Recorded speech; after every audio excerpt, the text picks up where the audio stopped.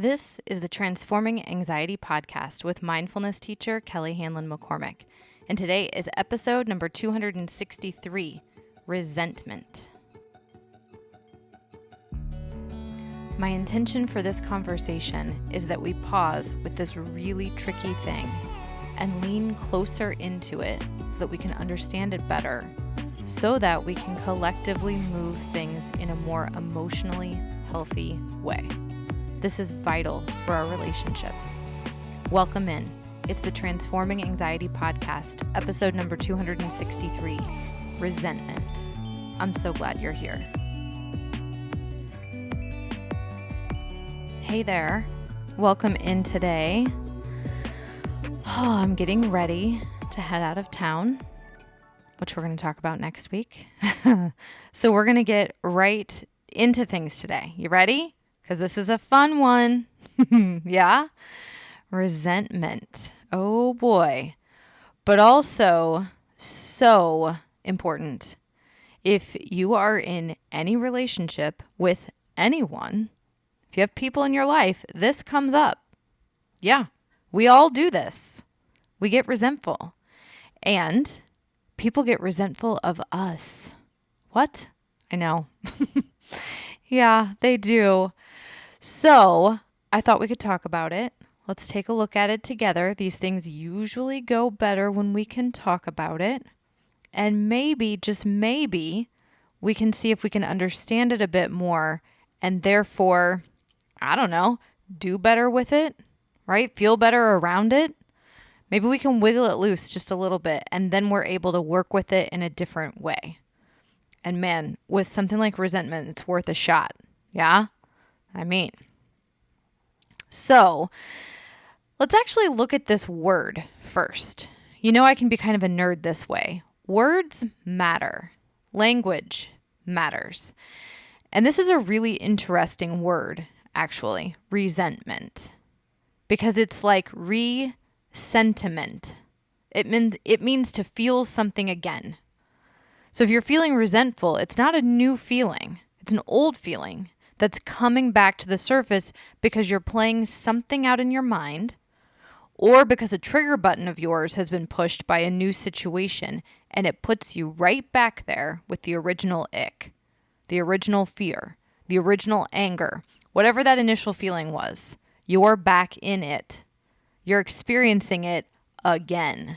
Resentment, re-sentiment.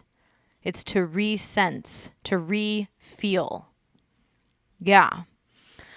We could even think of these feelings as chronic because it's the opposite of a one and done.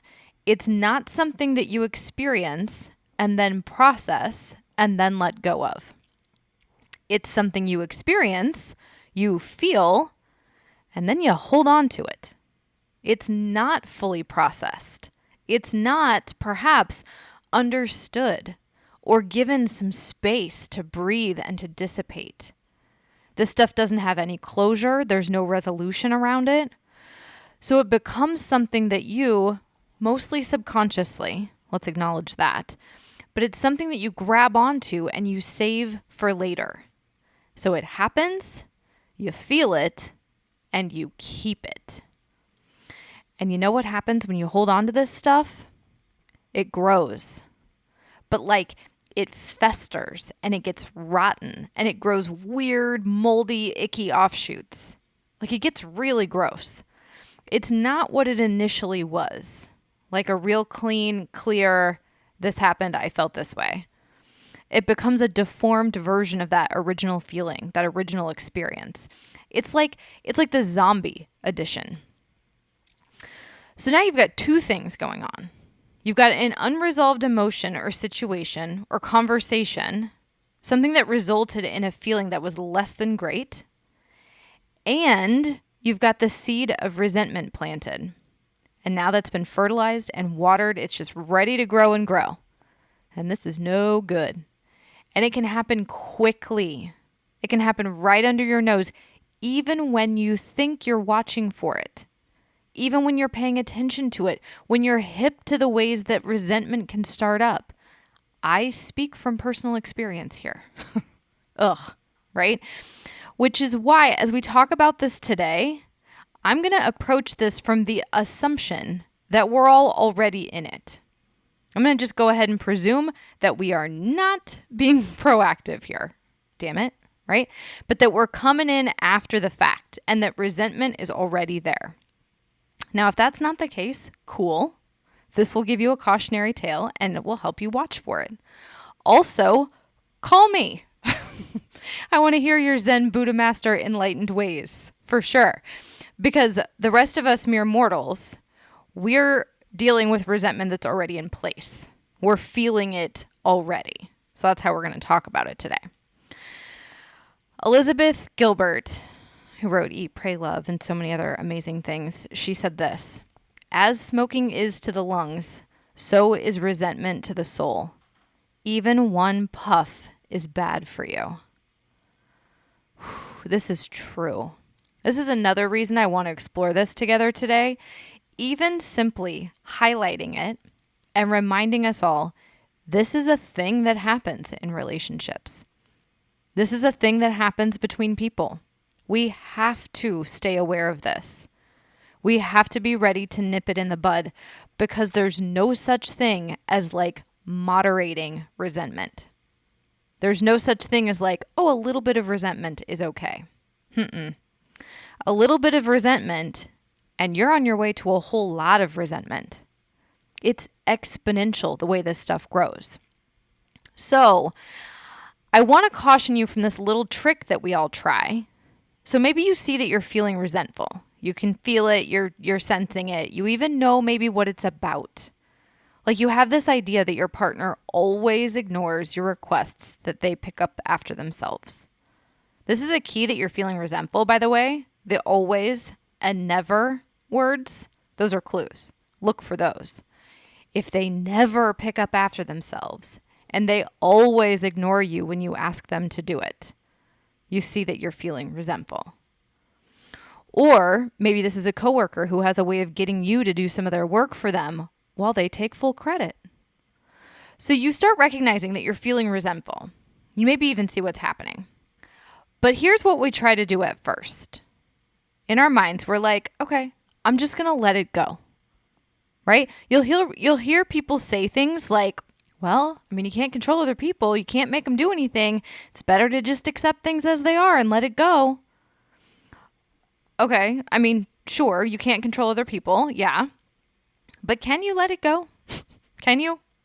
Again, if you can, call me because I want to know your ways. Most of us, we aren't letting that go. We aren't able to recognize it, see it, feel it, and then just like, okay, I got to let that go. No, we're stewing in it, right? We're gathering more evidence. We're building stronger cases against these people in our minds and in our hearts. Resentment, it's festering. We're starting to seethe, and like there's this low-level hatred running under the surface all the time. So I think what we're missing here is the how. Great, sure, let it go. How on earth would we do that? I can't control them. I can't change them. So what do? You're in a chronic spin of resensing, right? Re-feeling this feeling, resentment. And you're focusing your energy on them. If they would just do things differently, if they would cooperate, if they would change, then everything would be better. Yeah. That's what we think. But we need to recognize that we're caught in a negative thought pattern, right? We're in a habit of thinking about this situation or this person that is not useful. And as we've said, we cannot change them. And our internal system, right, has been hijacked a bit.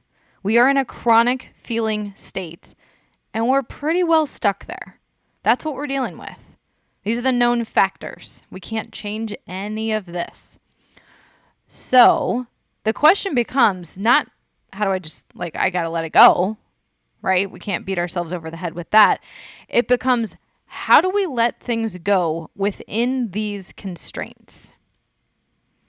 And I want to offer that the hint is actually within these constraints. So it's about breaking out of that habitual thinking. It's about creating new thought patterns and not staying stuck in the old habitual thinking. It's also about fully processing the emotions that we're stuck in and that we're caught around. And it's about recognizing that this is not a change out there in the external world. This is an inside job. All right? Pema Chodron, she wrote this in her book, The Wisdom of No Escape.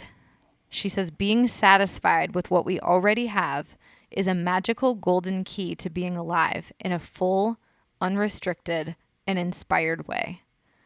One of the major obstacles to what is traditionally called enlightenment is resentment.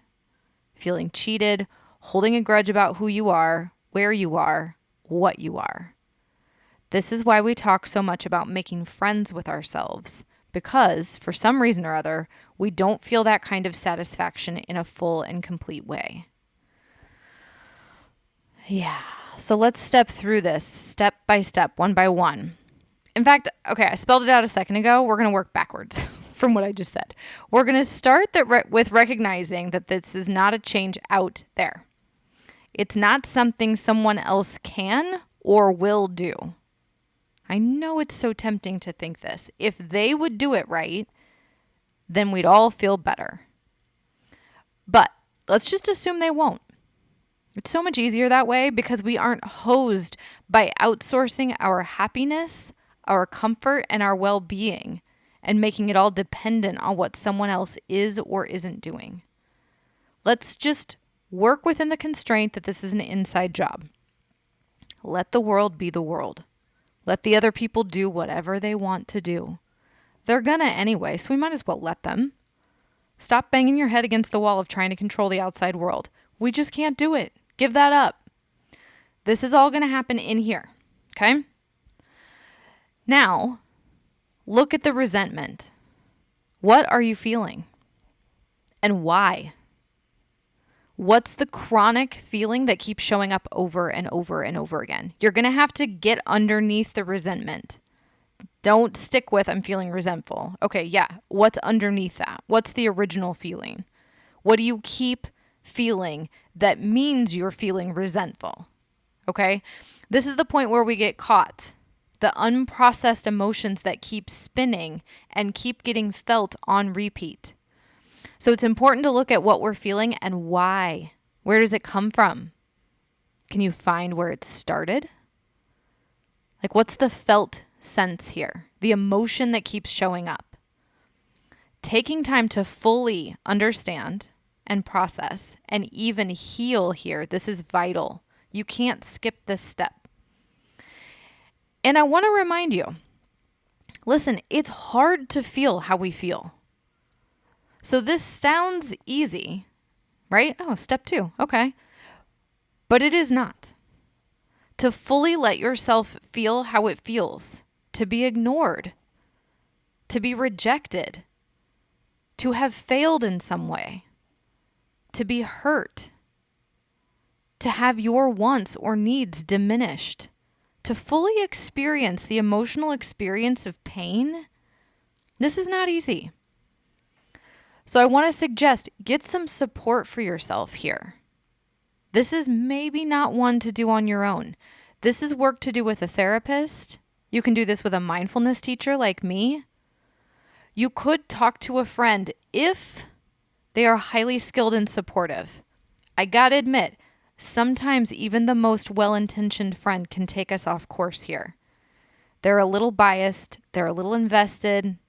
Right? They've got a dog in that hunt because they're your friend. If you're lucky enough to have someone that you can really talk to who is loving, who is supportive, who is kind, great. But take care of yourself here and be discerning about this. You can't even read about this. There are great books and resources out there that have exercises you can walk yourself through. But know yourself around this and take care of yourself. This is something to take pretty seriously. It's something that'll most definitely take longer than you think that it should. So be mindful here, get intentional here, Feel what you're feeling. This will help you get unstuck. Don't let old chronic emotions keep growing and metastasizing, because they will. Take care of yourself, process that, heal that. Then we have to look at the mental habits you're in and where you've fallen into a belief pattern that isn't serving you. And I promise you it's not serving you, because it's breeding resentment. I don't even need to know what it is. If it's creating resentment, it's not working, right? This is one of those classic, you can be right or you can work on it and let it go kinds of things. You may be right about it, but who cares? They don't. And you're suffering. So what good is right when that's happening? Take a good hard look at that. Do you want to hold on to that tightly? You want to hold on that tightly to being right? To digging your heels in and making your point? Is it working for you? Does it feel good? Think about it and consider an alternative path for yourself. I know it's not working well. I know it's not feeling good. Resentment never does. So there's another option. You just have to be willing to really take a look at that and change. Change your mind. Change your life. Change your perspective. Change your experience. Just saying. Easy? No. Simple? Pretty simple, I guess, right? Important? Very. Very. So this isn't a matter of letting it go. This isn't a matter of just getting over it. This is a matter of understanding how you're feeling, recognizing this is an external, like you got to let go of the external world. It's an inside job. Process how you're feeling and then shift your own approach. What do you want here? Don't just let it go. Don't just get over it. Okay? Inside job, right? Feel how you're feeling and then create what you want for yourself. Take care of yourself here. A couple other thoughts on resentment. Nicole Krauss. Oh my goodness. Do you know the author, Nicole Krauss? She is brilliant. She's a gorgeous writer. And she wrote this in her novel. This is from her book, which came out a while ago. It's called The History of Love. She wrote, "There were times in my life, whole years, when anger got the better of me. Ugliness turned me inside out. There was a certain satisfaction in bitterness. I courted it. It was standing outside and I invited it in. I scowled at the world, and the world scowled back. And to be honest, I wasn't really angry. Not anymore. I had left my anger somewhere long ago, put it down on a park bench and walked away. And yet, it had been so long, I didn't know any other way of being. One day I woke up and said to myself, it's not too late. The first days were strange. I had to practice smiling in front of the mirror. But it came back to me.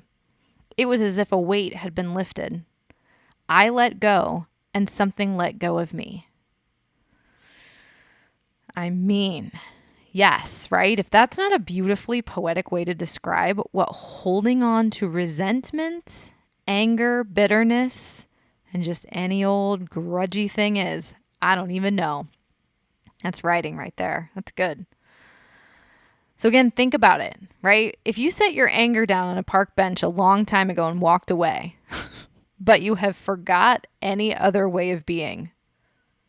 I love this, right? One day I woke up and said to myself, it's not too late. What? Yes.